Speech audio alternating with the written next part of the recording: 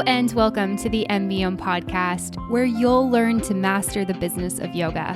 M.B.Om is a proud part of the Wander Barn Podcast Network, and I'm your host, Amanda Kingsmith. I'm a 500-hour registered yoga teacher, a yoga business coach, and a total business geek. Here at M.B.Om, you'll learn everything you need to know to create a sustainable yoga business by learning from myself and guests from around the world about how they built their yoga businesses, and about how you too can become a successful yoga teacher, studio owner, and much more. All right, let's dive in.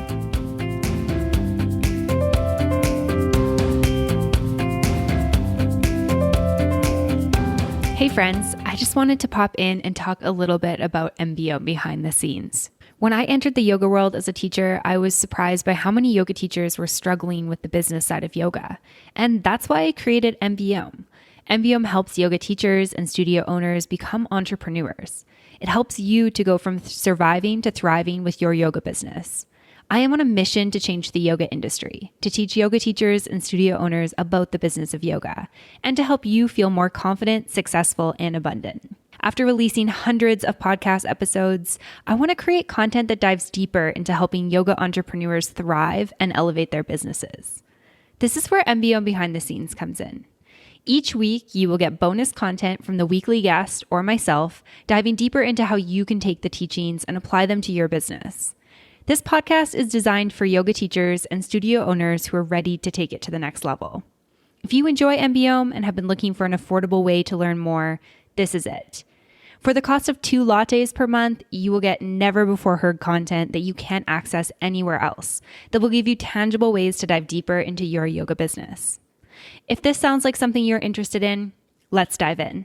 Head on over to patreon.com/MBM yoga and sign up to get behind the scenes now. Once again, that's patreon.com/MBOM yoga to get all the exclusive behind the scenes content. I'll see you there. Hello, everyone. Happy Monday and welcome back for another episode of the M.B.Om podcast. I am very excited that you are joining me and tuning in for today's episode of the show. This episode is brought to you in part by OfferingTree. OfferingTree is an all-in-one, easy-to-use online business platform that I've been working with for years. And if you're looking to save time, energy, and money, I definitely recommend checking out OfferingTree.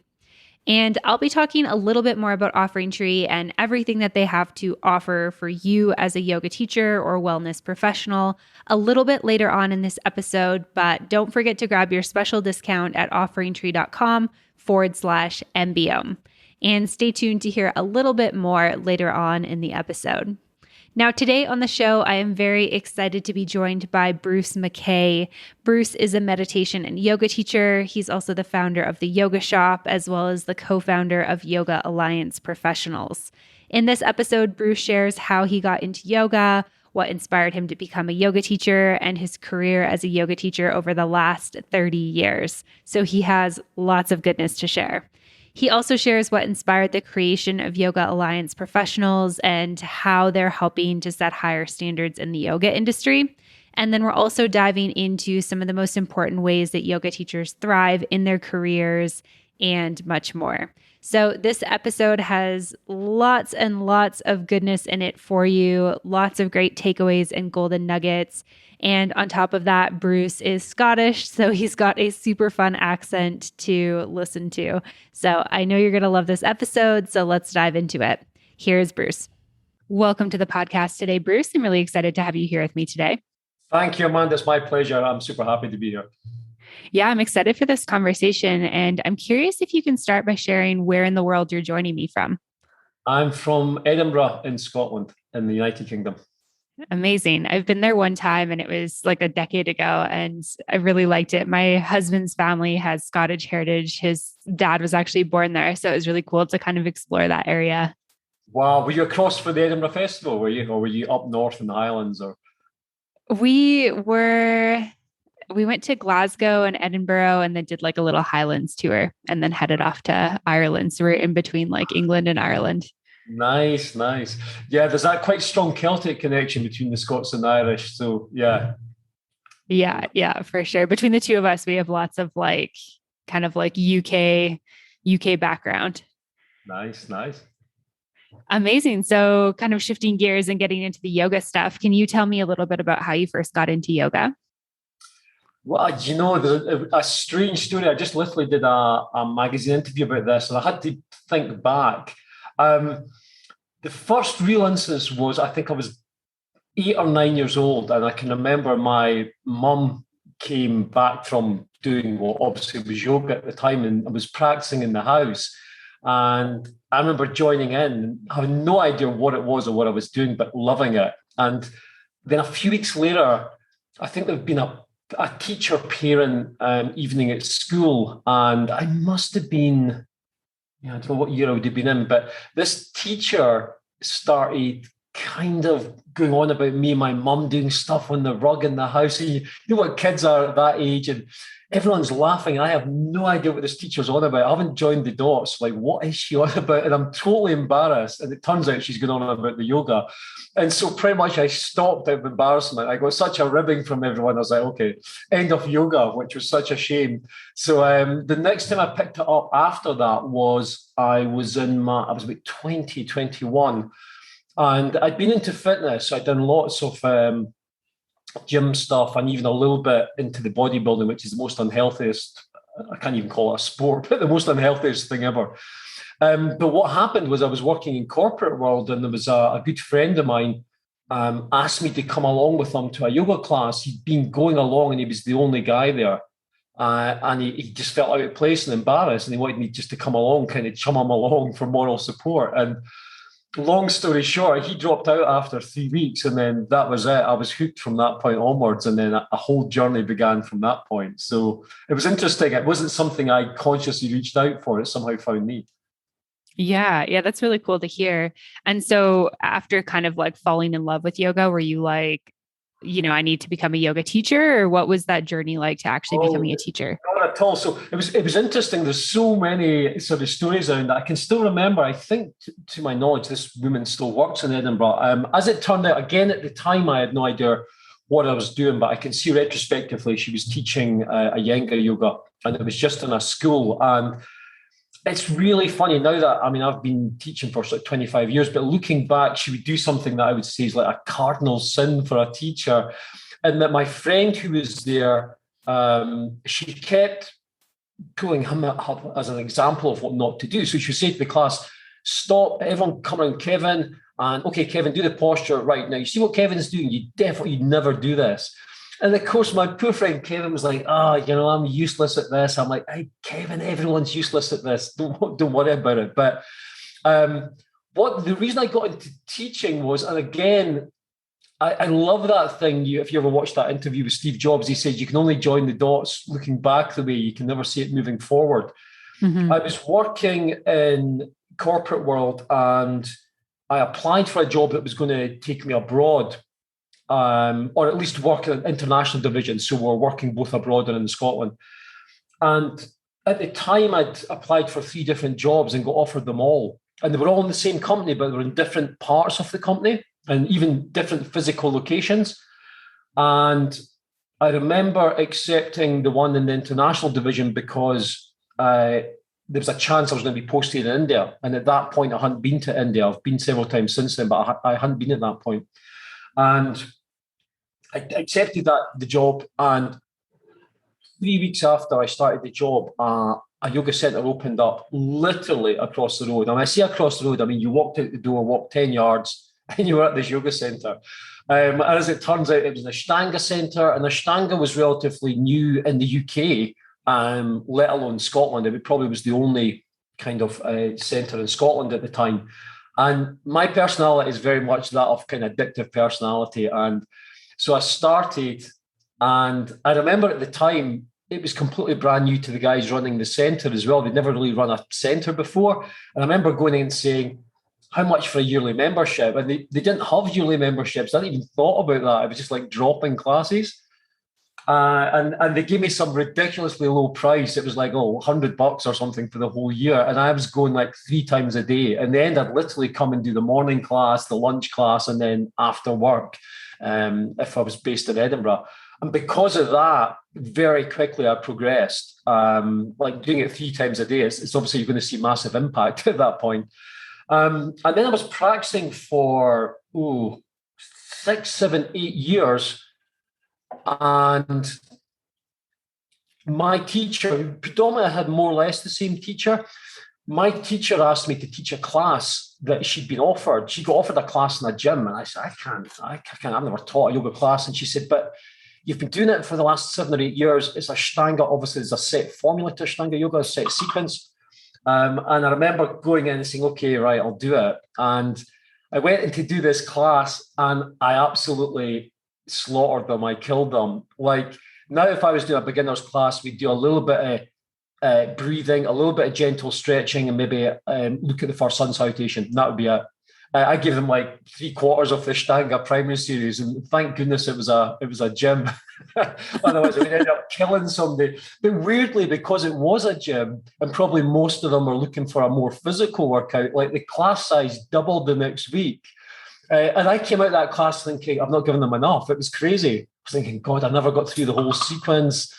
I've not given them enough. And it was crazy looking back in hindsight. So I kind of organically fell into it. I never had any plans or any visions for teaching yoga at all. But that's how it happened. So it just seemed to, again, like the dots fell in place and something came in front of me. And I thought, yeah, okay, let's do it. Yeah, that's really cool to hear. And I love hearing about that first class that you taught. And then after that experience, were you like, this is great, like this is what I want to do for a living? Or where was your head kind of at that point? Not at all. What happened was I was quite high up in corporate world. So this is going back, nearly 30 years. Even back then, I was on a 6-figure salary, which was high, you know.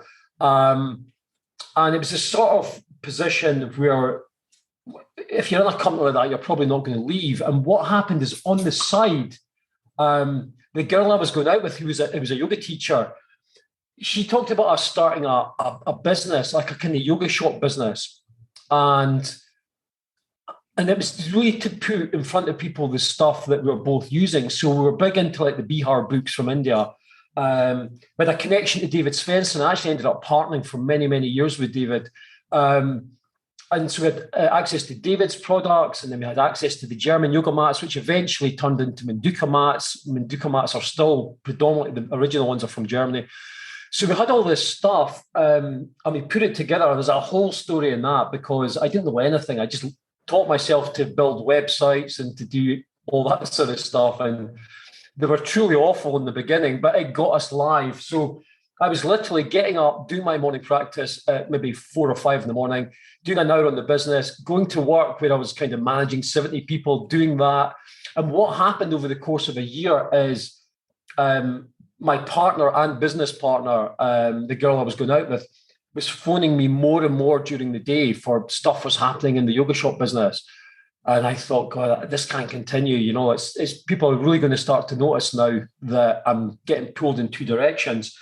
So after a year, I handed my notice in. And in those days, that particular company, they never offered career breaks. And it was out the blue for them. They were not expecting it. And they primed me over the last 10 years to be a sort of top-end manager. So they were reluctant to let me go. And they offered me a career break for 5 years. And they said, all you have to do is come in once a year. And I remember originally saying, yeah, okay. And I had these forms in my drawer. And what happened was, it was really strange when things like this happen. The people, to my detriment, who I'd probably never given much time to in that business or never spoken to much, were the first people to come up and sort of congratulate me and go, this is amazing, fantastic. And the people I would have said were my friends, or at least good colleagues. I remember this one guy saying to me, you'll be back within a couple of months. And I thought, you know what? Whatever happens, he did me a favor, because I remember thinking, whatever happens, I'm not coming back here. And so I burnt my bridges. I burnt my bridges and went all in and said, I'm not signing it. And they were like, look, anything you want. What do you want? Anything you want, literally. And I was like, nah, I'm out. And because I was a workaholic, and some extent still am, I had so many holidays built up and so many hours built up. I could have handed my notice in and left the same day. I could have given them their 4 weeks notice. And they sort of said to me, look, this is completely out of the blue. Can you just stay till we train up somebody else? And this went on, and it was probably 4 or 5 months later, I literally walked in. I kept asking them and they kept coming up with excuses. And I walked in one day and just said, this is Monday. I am walking out the door on Friday. I'm not coming back. And they didn't think I would do it. And I did. Because they're like, you can't. There's always a reason not to. You can't. We've got this. It's not my problem. You've had so much time. And I literally walked out the door on the Friday and never walked back and never looked back. And so in parallel with that, I was also teaching at the same time. So as well as running the yoga shop, I was teaching at the same time. And what happened was, even though it's yoga, of course, there's politics and everything in life. The yoga studio I was going to, there was some big bust up. The owners fell out. The teachers fell out. The studio closed, and I was good friends with one of the main teachers. And so he didn't want to open another studio after that. He was kind of done in with the whole politics of it all. So I said, well, if you come and sort of be the main teacher, I'll kind of open a space. So I opened a small space, and then there's a whole story around how that grew into something completely different. But again, it was just organically. At no point, it was just a love for doing yoga. And I think that's part of the reason all of this stuff grew was I never saw it as work and still don't. It was just something I loved. And over the years, I've done things potentially for money. I've done things where I've had an idea and thought, that's a great idea. That would really work and make loads of money. And it's never worked out, even though it should on paper. And whenever I've done passion projects, where I just really am creatively passionate about something, it pretty much always ends up working and ends up making lots of money, but it's not my driver. Making the money's never been my driver. But I think that whole creative element and just sort of serving people at a very deep level is kind of what made the difference. Yeah, that's really cool to hear. And I was just thinking about how kind of crazy it is that you were getting up, practicing, working on your yoga business, going to full-time corporate, and then I'm sure working on the business again after that. That's just, obviously a lot of dedication to this passion project and this passion of yours. And so I'm curious, as you were going, what kind of inspired the creation of Yoga Alliance Professionals? That was quite straightforward. So by the point this came around, I'd moved to a bigger yoga studio. And so I'll briefly give you the background because it's sort of quite interesting. It makes sense and it leads into Yoga Alliance Professionals.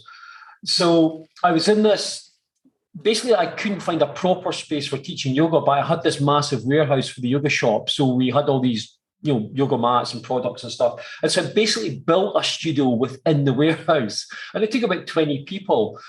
And what happened was through the yoga shop, I was working with a company in America called Sounds True, who are still on the go. A woman called Tammy Simon started it.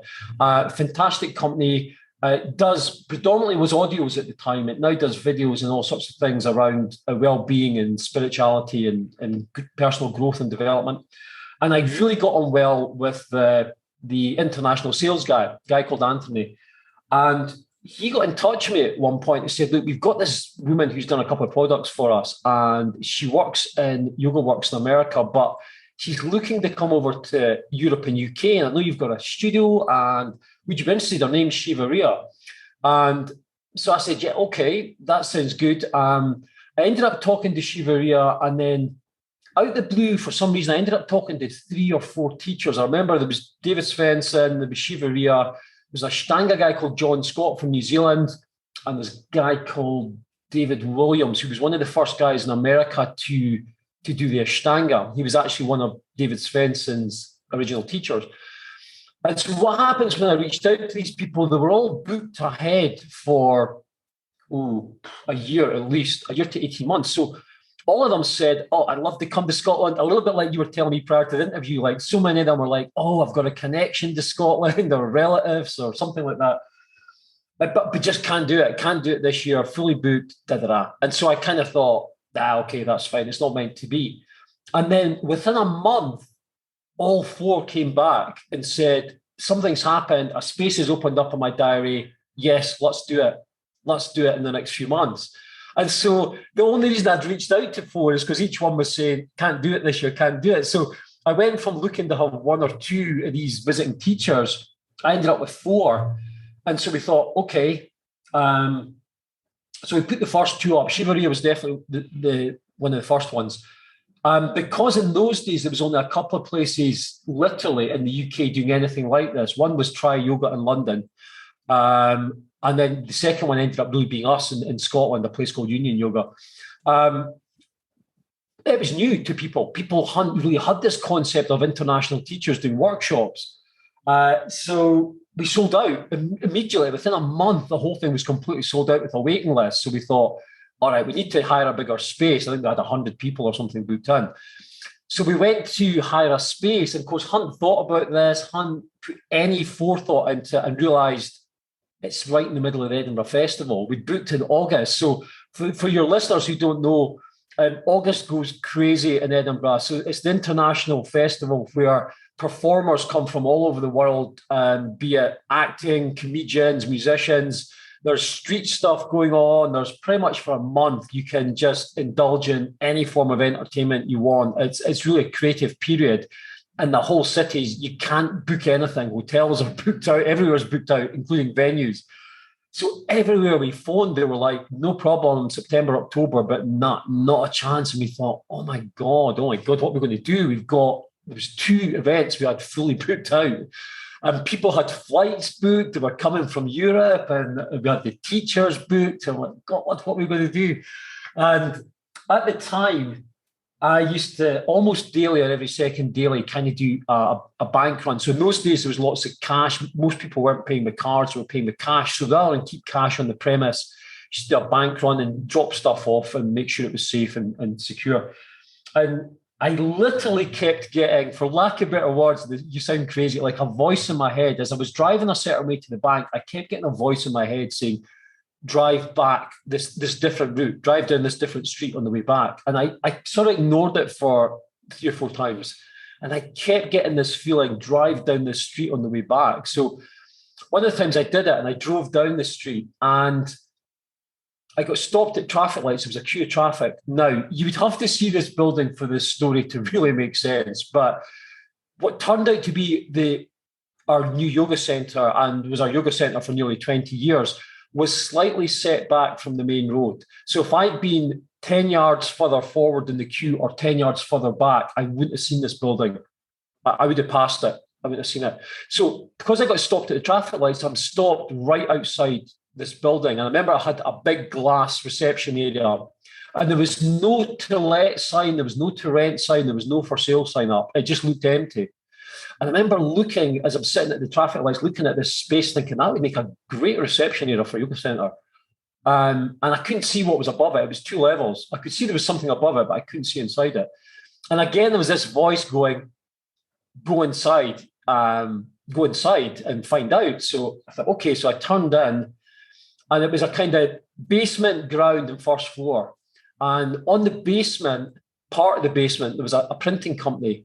And there was a couple of young guys there. And I said, do you know who owns this building? It looks empty at the front. And they said, yeah, our bosses own it. They're downstairs. So went downstairs. Long story short, everyone's saying, don't take it. It's too big. It's too big. 2 beautiful big spaces. One we turned into the yoga shop. Second, we turned into this fantastic yoga center that had lots of natural light and a bamboo floor and everything.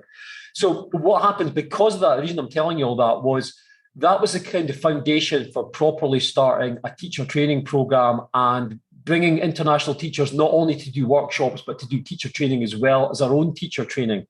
So to bring that full circle, what happened is as we were running both our own teacher training and bringing international teachers to do teacher training, we recognized that the level of people joining the teacher training course was relatively low. When I say the level, I mean their own practice and their own understanding of yoga. So one of the key elements we always said for the teacher training and ultimately the Yoga Alliance thing was that you should teach from your own experience. And today we stand by that a lot, and I guess we'll get into that. But so therefore, people coming in with relatively low experience and low level of practice means there was going to be a limitation on the level of what they could teach. And we found that the visiting teachers were saying a similar thing. They were saying, yeah, we can see people. In the old days, it was almost organic, almost the story I told you, where you'd practice for 10 years and then your teacher would bugger off to India and say, cover my classes. It was almost that sort of thing. So on the back of that, we figured, yeah, what can we do about this to try and stop this sort of slow decline of this, that people with probably not enough experience were in a rush to become a teacher rather than organically, naturally growing. So what happened was one of the teachers at the studio, it was his idea to reach out to the American Yoga Alliance. So he reached out and made contact. And again, you talk about the synchronicity. The guy in charge of Yoga Alliance at the time had a Scottish family. And he was talking about coming over to Scotland to visit his family, and he was going to hook up with us. And he said, look, we don't want to partner with you, but we're very happy to tell you how we did it and to help you and support you, because we went through this 15 years prior or whatever it was. And so we started these discussions, and they told us what they'd done and what was behind their kind of philosophy and logic. And we got launched, we got started. And then about 8 months later or 9 months later, this guy disappeared. I think at that time, pretty much they changed who was in charge of Yoga Alliance every year or two. They voted somebody new in each year. And the guy we dealt with, a guy called Stephen, had disappeared. And then we got somebody new coming in going, you can't use the name Yoga Alliance. And we were like, okay, but kind of you guys encourage us to do it. And now we're stuck with it. We're up and running. It's a company. So it was a kind of strange ending to the whole thing. But that's how the whole thing started. It really was an understanding that people were in a mad rush to become a yoga teacher, probably with not enough experience to be doing it well. Yeah, for sure. That's such an interesting story. So thank you for sharing that. Hey, yogis. We're just taking a quick little break from the podcast to talk about on-demand video. I've seen how having an on-demand video library has really improved customer retention for 2 yoga studios that I work with. That's why I was so excited to create a free course all about video on demand with OfferingTree. This course will tell you all you need to know about using an online store to offer live stream classes, courses, a membership, and have a library of on-demand videos. The best part is that it will only take an hour to go through the course, and you can do it on your own schedule. You can get access to the course at offeringtree.com/course. As yoga teachers or studio owners, our goal is to always retain current customers and attract new customers. But it has to be easy, because we're wearing so many hats all the time between actually teaching, sequencing classes, running our marketing, our sales, paying ourselves, paying our bills, all of that stuff. And that's exactly what this course is about. I'll teach you how to develop an on-demand video strategy that's simple, easy, and really works. So whether it's the strategy, marketing, pricing, or video editing process that's holding you back, this course can help you. So head on over to offeringtree.com/course to get started. All right, now back to the episode. I think it's interesting because, I feel like there still are a lot of people who are in a rush to get a teacher training. And I'd love to hear a little bit about how Yoga Alliance professionals kind of help set the standards for education in the yoga industry. And I mean, I come from a perspective of like, I don't think it's necessarily a bad thing to like discover yoga and find this passion and fall in love with it and want to become a teacher. There's absolutely nothing wrong with that. It's just like, how do we kind of set the standards for education in this like global industry? Okay, so yeah, it's a great question, and this really is at the crux of what this is all about. So here's the thing. The number one thing, and this is at the root of everything, is if you're familiar with the Yoga Alliance in the USA, what they originally had is they had something called RYT 200 and 500, Registered Yoga Teacher 200 and 500. And what that was it meant you'd done a 200-hour training or a 500-hour training. And then they had some version of our senior teacher. I think it was like an experienced yoga teacher 200 and 500 or something like that. Now, this was the bit where we massively differed. And to this day, it differs. And it will answer your question, and hopefully in a lot of detail. It never made sense because the general public, for me, all of this is about transparency to the general public. So that if you're working with a teacher, you kind of know what that teacher's all about, and you know what their level of experience is, and you can make your own decision. And so what never made sense with the American setup was the public had this perception of levels, like RYT 200, RYT 500 is above 200, and then you've got some sort of senior teacher, let's just say a level of experience. So it looks like to the general public, you've got level 1, RYT 200, level 2 intermediate levels on RYT 500, and then you've got this senior teacher thing. Now, the reason that never made sense to us was it was based on training. It wasn't based on actual teaching experience. So the first thing we changed was to say our levels are based on both what you did training-wise, but more importantly, your teaching experience since you qualified. And there's no substitute for doing it in real life. Doing stuff in the classroom's fine. You'll probably end up with people with reasonable, flexible bodies, similar level of practice, similar level of knowledge in the training area. And then you get into the live world and you've got people who are overweight, people who've got illnesses, you've got all sorts of stuff going on. And then it's a whole different ballgame. So one of the things we changed immediately was we based the levels. You've got 3 levels: yoga teacher, experienced yoga teacher, and senior yoga teacher. And it was based on your teaching experience after you qualify. And the second thing we did is we don't want to police, like we don't view ourselves as a governing body. I have no interest in being a governing body at any level. And we didn't also feel we wanted to be policing people. So what we did is we set the senior teacher level as a minimum of 8 years practice since qualifying and 4,000 hours teaching. And the idea is once you reach that level, you should have the knowledge, the understanding, the discipline, everything you need to be able to make your own decisions. You shouldn't need anyone telling you what you should and shouldn't do at that point. So what we've done and continue to do this is really the route we've taken is to encourage personal development and growth. So in no other industry would you qualify. Like if you're a lawyer, you wouldn't qualify as a brand new lawyer and then stop developing yourself. Can you imagine? Can you imagine for sure. a murder trial and getting somebody saying, well, I did 200 hours of training and I'm going to represent you on this murder trial. You'd be like, oh, that's not good. And yet in yoga, that kind of was what happened. So we're finding that as people got into teaching yoga, particularly if they had some level of success, is their own practice suffered. So partly out of excitement, partly out of the ability to earn or even make it a full-time career, they'd be teaching more and more classes. And the thing that goes at that point is your own personal practice and your own personal development and growth. So the things we've got even in place now are all based around you've got to continue your own personal development and growth. We've just released something new that's very much looking at mentoring, both having a mentor and both offering mentoring if you're more experienced. So that feeds into the thing you were talking about. So in our 3 levels, for example, the middle level could and should mentor the people below. The top level should mentor the people below them. And we did a survey recently. It was super interesting. We were asking how many people had ever worked with a mentor and how many people would work with a mentor.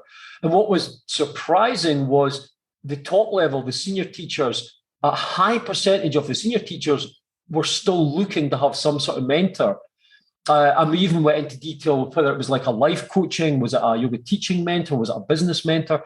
We kind of broke it down into detail. So one of the big things we focus on is how can we provide support for you on this journey, this magical journey. We found particularly yoga teachers really struggle with the business aspect. I mean, that's probably the number one thing. And for years, I've studied this stuff for years and love it. That's you've almost got 3 different levels of people in business. You've got the main person, what they would usually call the kind of actor, say the yoga teacher, who's just got a passion for something. They love it. They're really good at it. They've been doing it for years. And they tend to make not good business people because they're so passionate about what they do is they have no idea of the concept of the business. On the other side of that, at the top end of the scale, you've got what's called the entrepreneur. And the entrepreneur often has this vision and more importantly, is willing to take the risk. And you need somebody who's got that. You need somebody who'll put the money up and take the risk.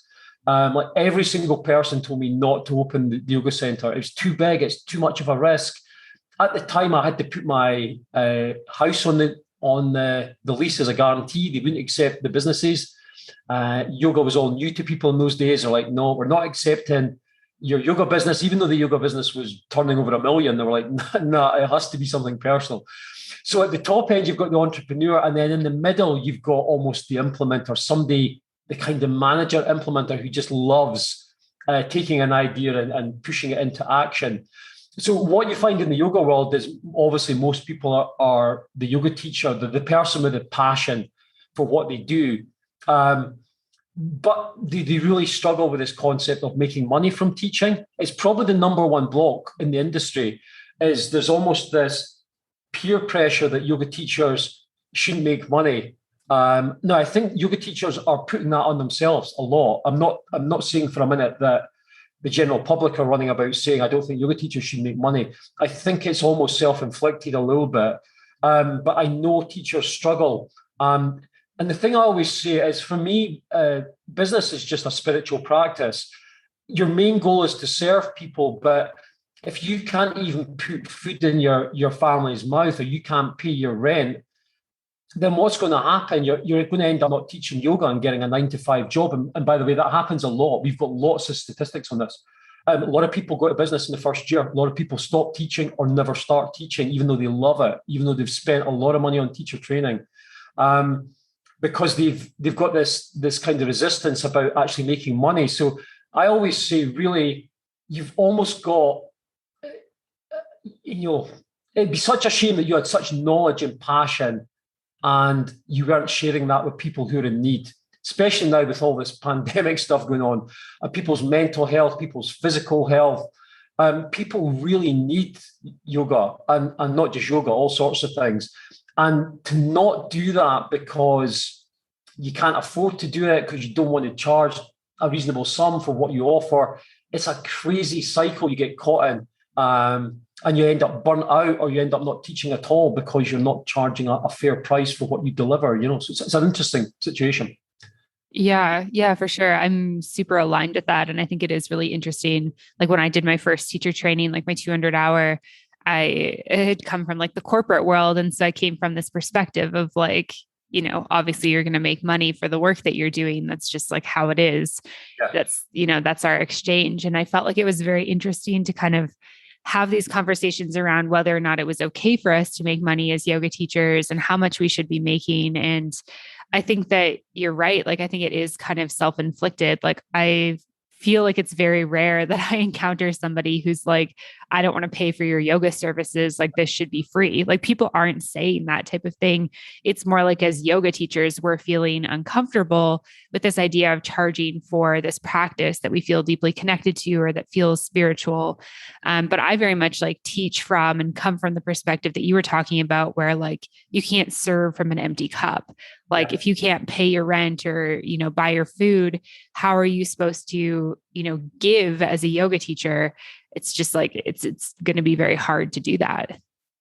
Yeah. And what's weird, so it's definitely that mindset stuff. But what's really weird is I've studied all sorts of, for lack of better words, let's just say esoteric or spiritual teachings, whatever name you want to put on it. And nowhere have I ever found anything other than these teachings saying live in abundance at every level.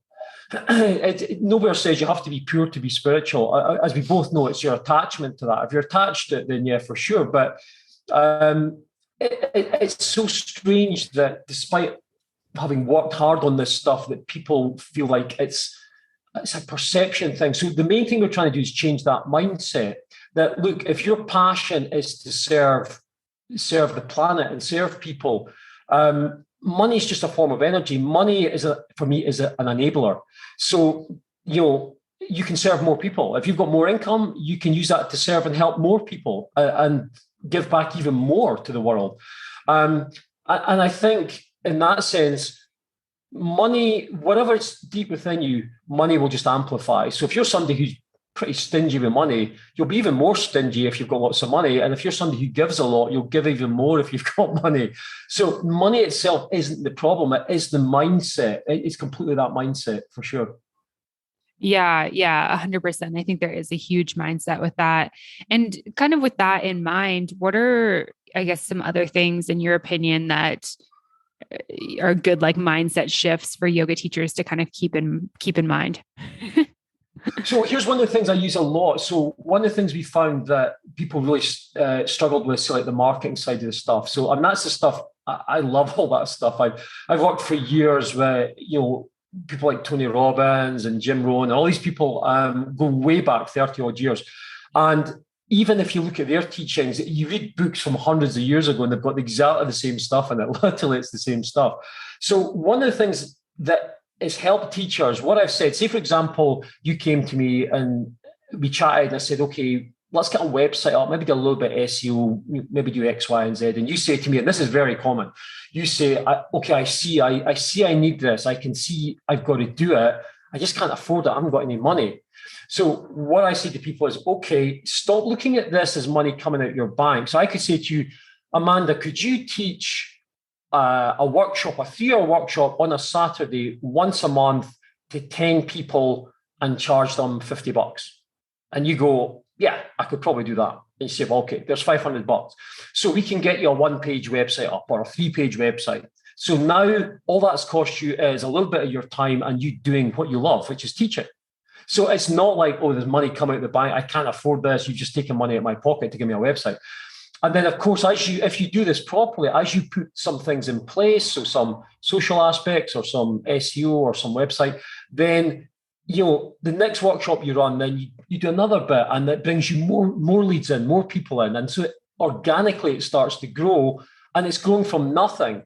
So you hear a lot, if you ever do any of the Tony Robbins stuff, they talk a lot about the most successful people in the world as people who get resourceful. So often people will tell you the block is resources. So the resources being, I haven't got the money, I haven't got the time, I haven't got the staff, I haven't got the tools to do this.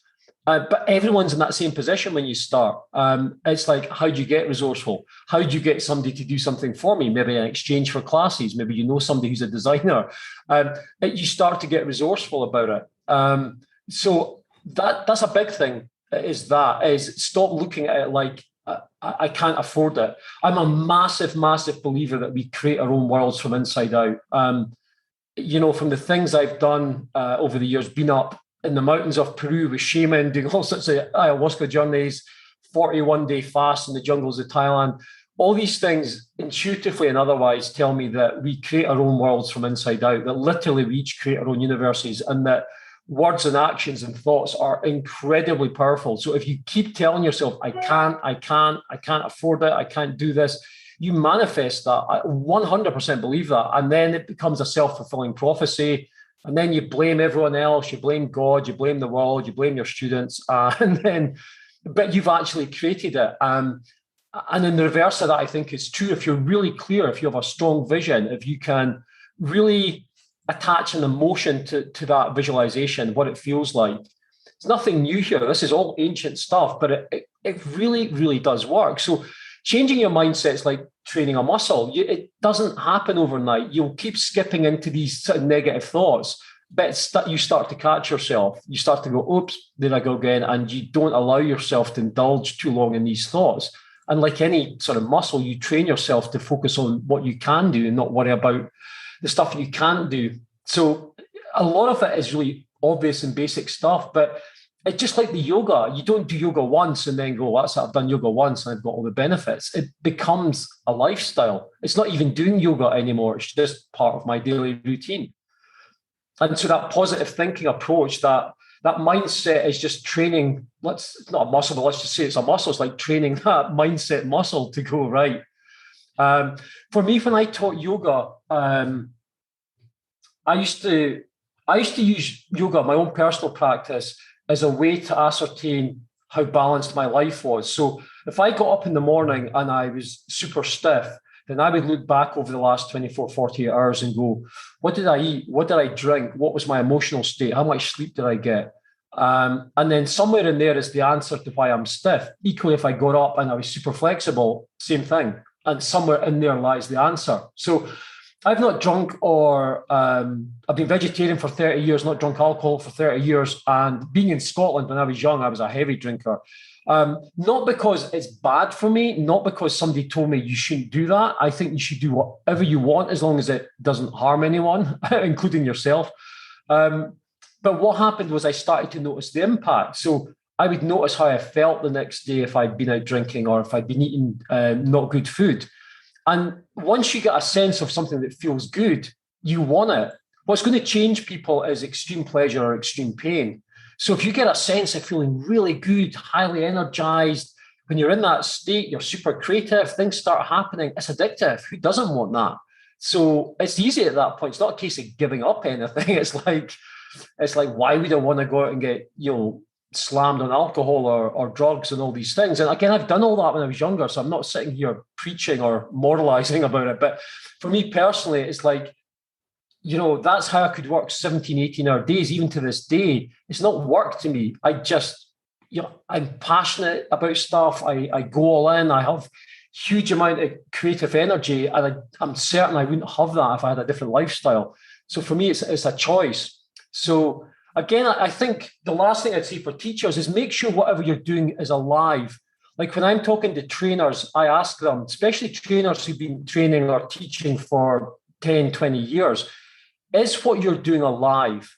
Like every time you do that training course, is it the same training course you've done for the last 20 years and you're going through the motions, going, chapter 1 is this, the first weekend I'll teach this, blah, blah, blah. The class is this, blah, completely dead, Are you learning? Are you growing? Are you challenging yourself? Are you learning from your students? How do you make it alive? How do you make it a living, growing thing? Because if you don't, it's going to die. And then you come and start going, why is nobody signing into my class? Why is nobody signing up for my teacher training? It used to be jam-packed because it's dead. It's dead. It's not living anymore. Asking yourself the why. What's the big why? Why are you still doing this? It's the first thing I ask whenever I mentor people of that. It's like, what's your why? What's your personal why? Because the personal why will change. And it's not the serving other people. That's okay. That's always there for yoga teachers. That's always there. But what's the deep down why? Like, is it because you want to spend more time with your kids? So if you were working a 9 to 5, you might have less time with your kids. Teaching yoga is a great way to do what you love, you're passionate about, but gives you much more time with your family. You've got to get to the deep down. What's your why? What's your deep down why on this? That's your driver. That's what keeps you going. That's what makes you work long hours and drives things to success that would otherwise fall away.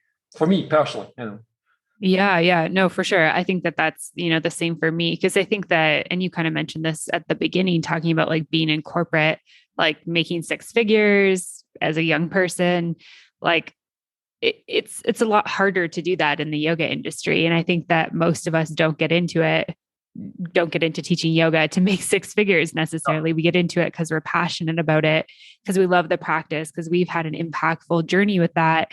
And I think that the journey of being a yoga teacher or a yoga business owner is a challenging one, like all journeys with entrepreneurship.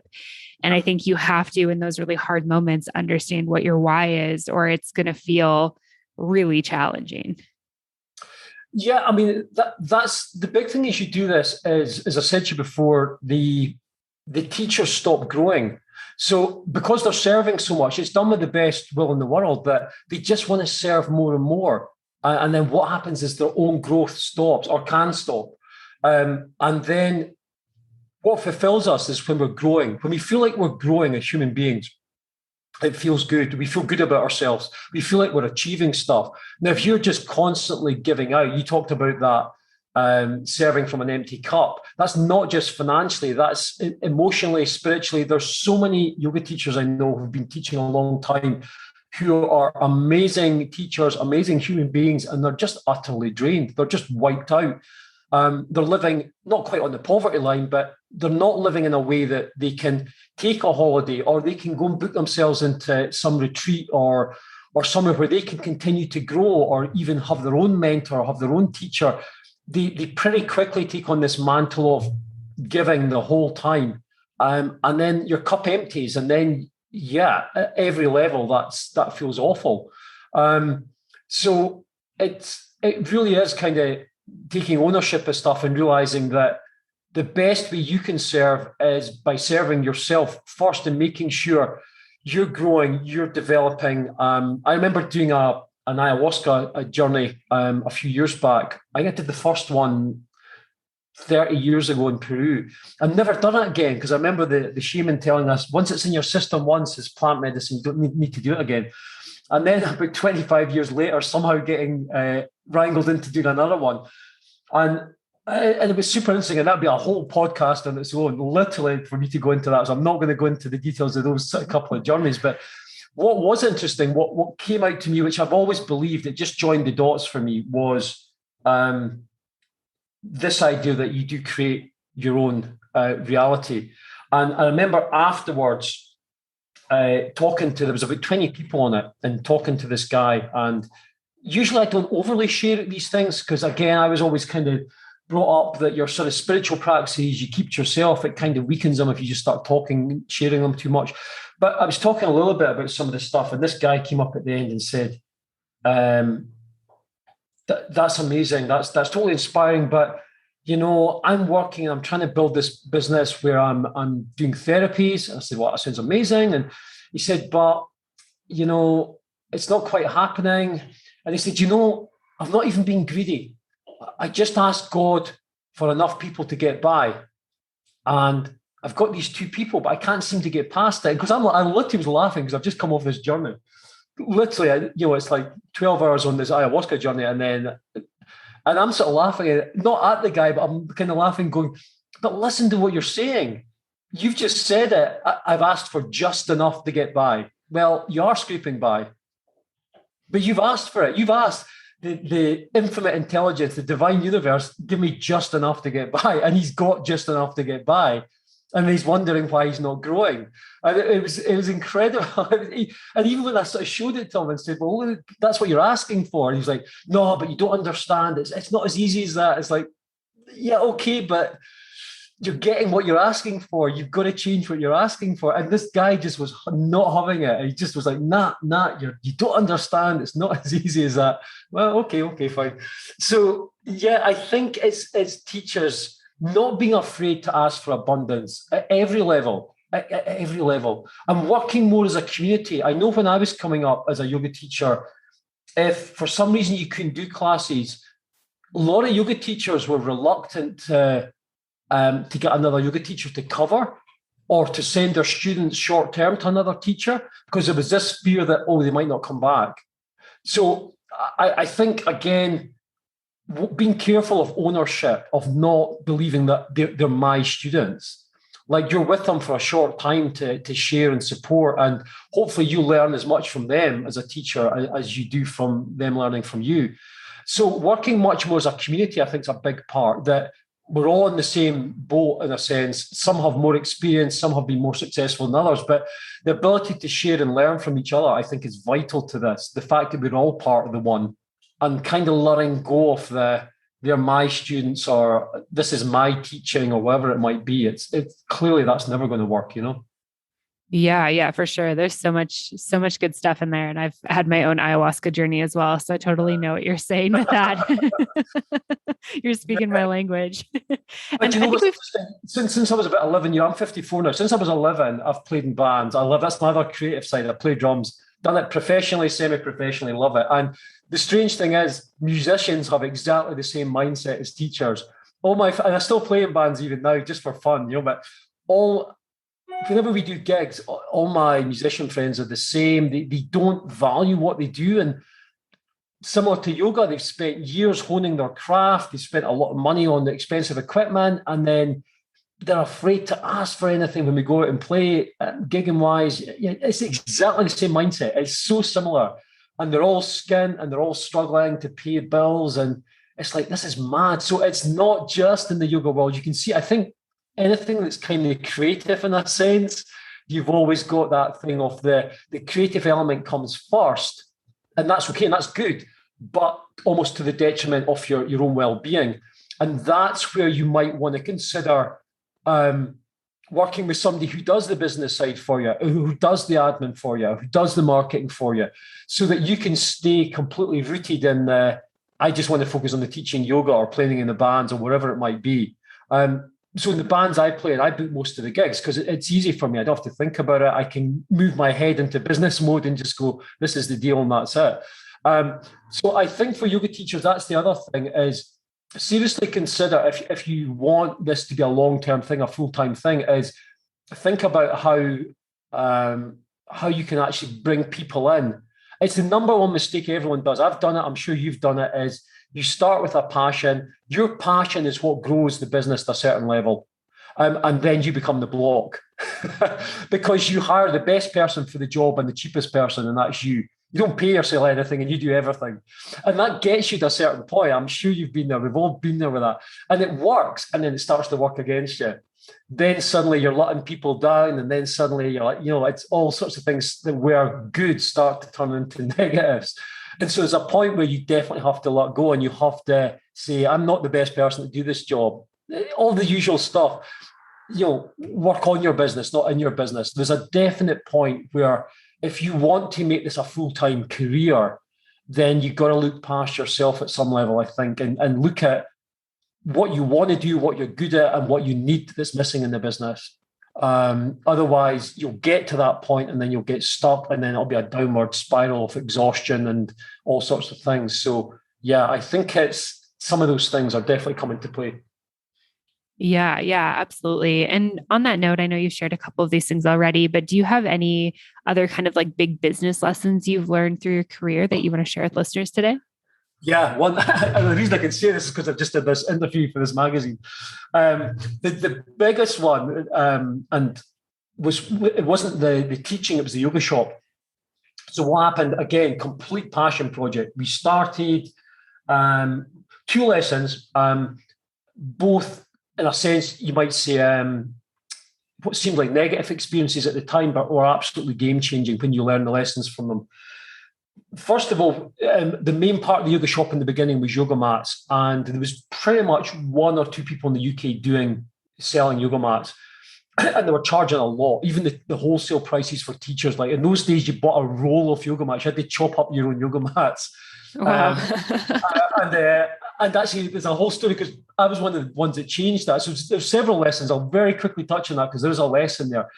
What happened was we were getting the mats from Germany, and then we got the German mats were like the Manduka stuff. It literally was the factory that made the Manduka. And they started in Europe, and then a guy called Peter Sterius came in America and started Manduka, and he's now sold it and everything. So those big black mats and stuff, they came from Germany. But then we realized people want something cheaper. So we went to Taiwan, it was, and got the stickies made. And they literally came on these massive 30-meter rolls, and you had to sit with a Stanley knife and literally chop them. And I remember at one point going back saying, could you cut the mats for us? And they actually said, well, yeah, that's actually easier for us. It's easier to actually manage that process than it is these massive, big, heavy rolls. I'm like, wow, okay, so would you charge us any? They're like, no, that helps us out. But we'd never ask. So if you don't ask, you don't get.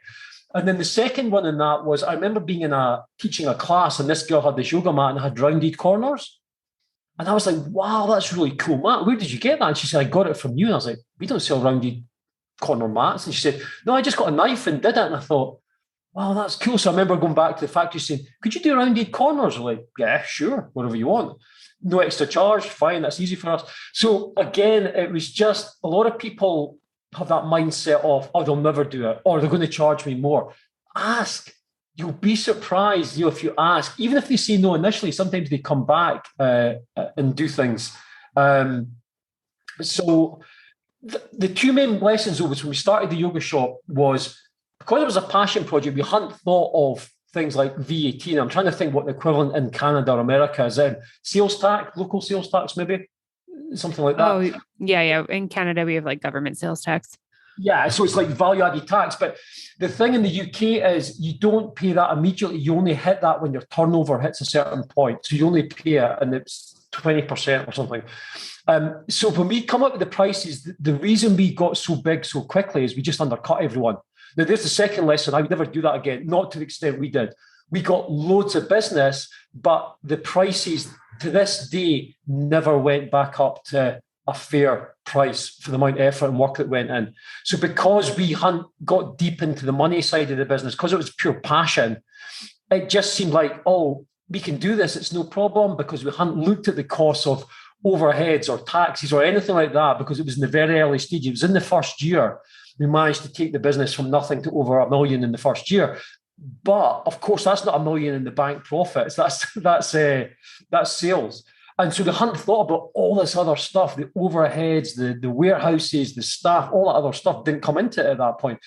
So by knocking the prices way down, we never, to the point I eventually sold the yoga shop, we never got the prices back up to a fair point. But the number one lesson was the difference between profits and cash flow. So most people deal with accountants, and accountants present a profit and loss sheet at the end of the year. And people miss out everything and they skip straight to that column that says profit or loss. And they go, wow, that's amazing. I've made $100,000 profit. And they go out and buy a new car, or they go out and celebrate in some way. And so what happened was the yoga shop, we were looking at stuff like that. We were going, oh, the profits, this is fantastic. But the cash in the bank was way, way, way less. And so the difference between profit and loss and cash flow, businesses rise and fall on cash flow, not profit and loss. Profit and loss is a fiction. And again, it's a whole other webinar on this. Profit and loss is a fiction that accountants make up to balance. So all these profit and loss spreadsheets, they show you, they're just balancing left and right columns. Here's income, here's outgoings, and the two figures balance up. But what runs a business is cash flow. So we were in a position where it looked like on paper we were making great profit. And to a certain extent, we were. But that wasn't cash in the bank because there was people due us money. There was all sorts of things going on that actually day to day, we've nowhere near that in the bank. And we almost went out of business cash-wise. So even though it was a successful business, actually we weren't managing the money.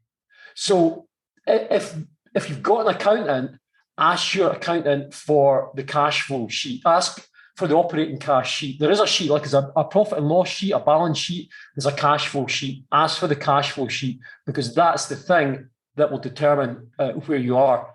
I've seen people do it with teacher training programs, teachers where maybe they're charging $2,000, $3,000, $5,000 for a teacher training program, and maybe they make £100,000 or dollars or whatever, and they just go out and spend it, and they haven't thought about taxes or anything, or marketing costs, or rent, or all sorts of things that come with that. They just see the money straight in front of you and go bam. So make little pots. Make pots of, okay, here's X amount I make is going to go in here for tax. I know I've got to pay taxes and stuff like that. X amount is going to go here for growing the business. That would be marketing, things like that. X amount is maybe some luxuries because you want to get something out of the business. You don't want to feel like you're just doing everything for nothing. So have something where you can get something out. And then the regular running of the business. So yeah, just be careful with that particularly if you're slightly bigger and you've got accountants on play, that you're looking at the right figure. You're looking at the operating cash. The second thing around that is measurables. The more frequently you measure your figures in the business, the numbers, the more successful you'll be. So if you leave it to the end of the year, which is what a lot of people do, they wait to the end of the year, they give everything to the accountant, and the accountant goes, oh, Amanda, bad news, you made a $50,000 loss. It's too late to do anything about it at that point. So if you measure your business once a year, you'll have a bad year. If you measure once a month, you'll have a bad month. You get where this is going. If you measure once a week, you can deal with that. You might have a bad week, but you can take action. Okay, we're having a bad week. Let's sort this out next week. So, and it's all this stuff, again, that most teachers don't want to do because, let's face it, accounting, cash flow numbers is boring stuff for most people, but it's the life force of the business. If you haven't got cash flow, you're going to go out of business.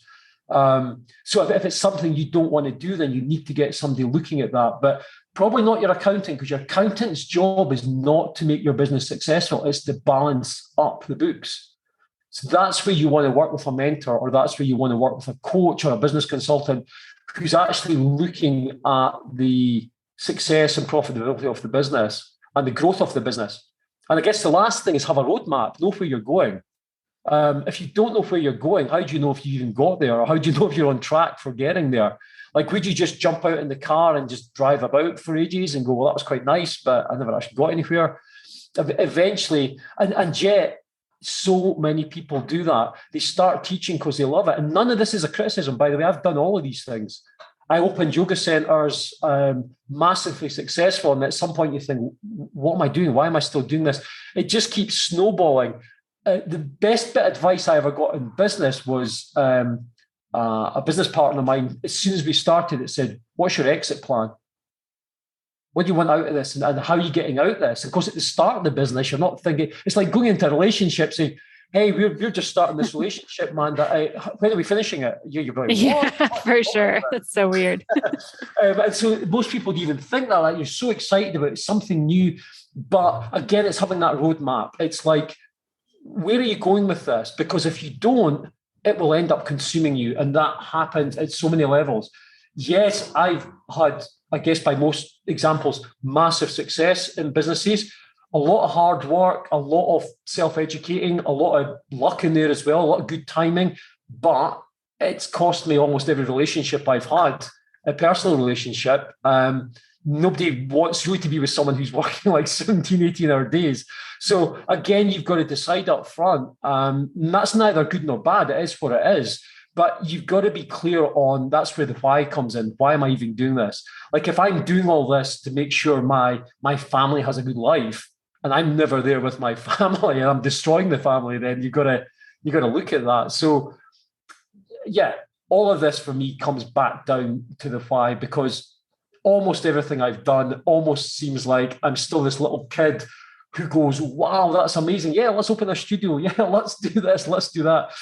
And at some point, the kind of more boring stuff has to come in, the sort of roadmap, the plans, understanding cash flow. All of those things are important to make your life easier. Otherwise, you can just get caught up in this journey that, as I say, eventually consumes you. Yeah, absolutely. I 100% agree. And I know that for myself and for probably a lot of the yoga teachers listening, like the accounting and books and money side can feel very uncomfortable and maybe not why we're doing this, but I completely agree with you. It's so important to have that understanding. And then I love that you kind of wrapped back around to that why that we talked about before, because I do feel like that is a really important part of this journey. And Bruce, I'm just so happy with everything you shared today. This has been so amazing. Can you tell people a little bit more about, where they can go to find you, where they can go to learn more about Yoga Alliance Professionals and everything that you're up to? Yeah, you can go to Yoga Alliance Professionals website. We're actually right in the middle of rebranding because we don't want the confusion. It's going to end up being Yoga Pros. YogaAllianceProfessionals.org is where they'll find stuff just now. I do quite a lot of webinars on this sort of stuff, and we don't charge for it. We just do it for the members to try and help them, particularly some of the business and marketing stuff. So they'll find regular stuff going on in there. Actually, I guess to my detriment, I don't have a personal website. I know it's something I probably should do, but there's the part of me that's still the yoga teacher. The part of me now, I'm fortunate enough that I don't need to do any of this to make money. I don't need to. I could stop now and go and sit on a beach and never work again. And I don't say that to be a kind of asshole. I say that in that it's not what drives me anymore. But sharing the knowledge, I think as you get older, the desire to pass on some of the lessons and some of the knowledge, and hopefully give people shortcuts so they don't go through some of the more painful experiences. So anyone can get me on the Yoga Alliance website, or they can just email me at bruce@yogapros.org. I do some group coaching and some one-to-one mentoring, but I don't publicly advertise that usually. I just, if somebody's really struggling and needs help, I do have several people I kind of work with and try and help them get through and onto the other side. But as I say, there's a lot of group stuff we do for free within the Yoga Alliance, so you can get a lot of resources within there. Amazing. Thank you so much for sharing that. And thank you for your time today. This has been a real treat. Thank you so much for putting up with my long-winded answers. Hopefully there was something in there. No, I love them. It was great. Thank you so much, Bruce. Thanks, Amanda. All right, friends, I hope that you enjoyed that episode of the podcast with Bruce Mackay. Make sure you go check out what he's up to and maybe learn more about Yoga Alliance Professionals. Before we wrap up this episode, I just want to give a huge thank you to our sponsor, OfferingTree. To start spending more time with students and less time with software, head on over to OfferingTree.com/M.B.O to get an exclusive discount just for listeners of the podcast. And of course, a huge thank you to you for listening to the show. I am so appreciative of your time and attention, and I'm so glad that you are here listening to this episode. As always, if you have any questions, comments, or feedback, send me an email at info@mbomyoga.com. Otherwise, I will see you next week. Bye for now. Thank you so much for tuning in for this episode of the podcast. To find links, notes, resources, and everything mentioned in today and all episodes of the show, you can head on over to M.B.Om.yoga.com. You can find the podcast and myself on Facebook and social media at Mastering the Business of Yoga. And I would love for you to join the private Facebook community, Yoga Business Badasses. If you have any questions, comments, or feedback, please make sure you reach out to me at info@mbomyoga.com. And last of all, if you enjoyed this episode of the show, please make sure you hit subscribe and leave a review for the podcast. It would mean the world. Thanks so much for listening, and I'll see you next week. Namaste.